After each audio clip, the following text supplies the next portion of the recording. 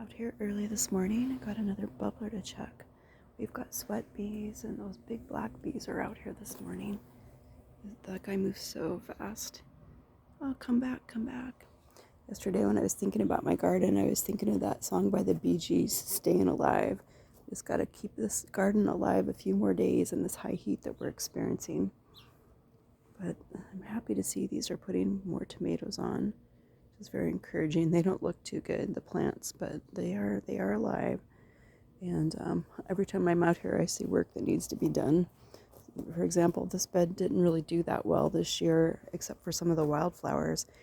And definitely won't be planting cucumbers here again. Got to clean that up. This is actually some compost from our electric composter, that too. But one thing that is happy over here in this heat is that baby mullein that I transplanted. So in the fall, when it cools off, I'm actually going to be transplanting all my mullein into this hot garden bed, because that looks like that's one thing that'll survive in this space. This cherry tree is happy after being topped. That was some pruning that needed to happen in order for this to develop a healthy canopy. So we did that. And next year, I hope to have enough dirt in this garden bed or in one of our new garden beds. Actually, I'll probably put the tomatoes over here next year just because you have to rotate your crops. But I didn't use those cages on the tomatoes just because I didn't have enough dirt to put them in. So these tomatoes have done remarkably well with a small amount of soil. And that's a work in process. We just keep adding our compost into it.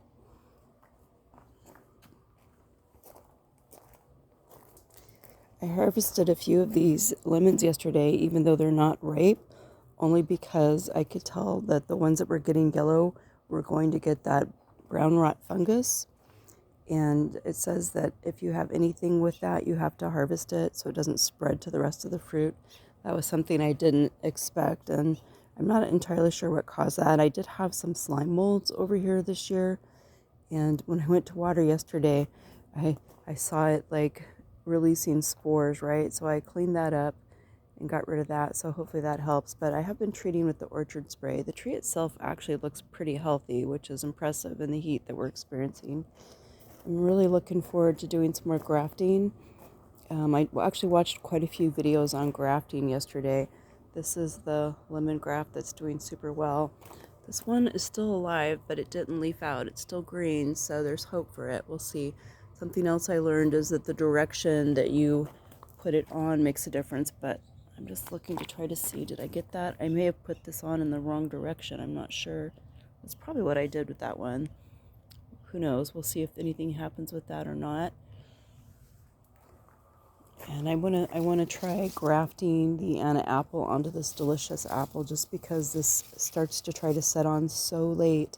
I don't know that it's ever gonna succeed with fruiting. Although last year we had some unsolicited help from the critters and eating the fruit off the tree, so that didn't help any. But I do know that Anna apple is super reliable. Look at it, it's really small and produces a whole bunch of apples.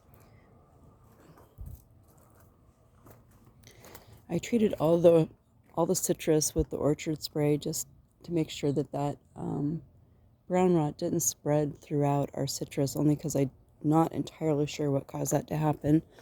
It's one of those things, every year we get a good surprise and an unpleasant surprise, and you can see the kumquats are doing really well.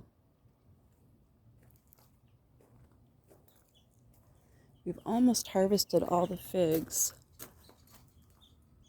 Got some more up here. I've made a shallot brandied fig preserve and then also dehydrated some figs. I figure I can bake with those. And we've just eaten some fresh. There's still some setting on. Down here, the watermelons are starting to get flowers on them now, so hopefully before long there'll be some fruit sitting on. Seems like some of this stuff sets on its fruit once it cools off. Pretty sure the pumpkin is done. It's not going to make any more pumpkins, just hopefully they're going to continue to get bigger. They're turning a nice orange color, so I'm really happy about that. These Malbec grapes have really thrived. That was a winning selection. The jujubes We just got them off to a bad start, and I'm pretty certain those are dead, but I'm leaving them alone for a little bit. You can see where the sunflowers have come off, right? The birds have been enjoying eating those, and that's fine. I'm okay with that. The sweetness melons, a couple of these are blooming, and we have the one sweetness melon down here, and it looks like it's trying to make some more fruit. Only time will tell on that one. This fig is in its 3rd year. It's making its first fruit, which probably won't be anything we'll want to eat. This pistachio is definitely the rock star of the desert. This literally does not need any extra water. In fact, extra water would not be good for it. I probably need to put some orchard spray on this too, because this looks like this might be getting hit by a fungus as well. Darn it, I just noticed this.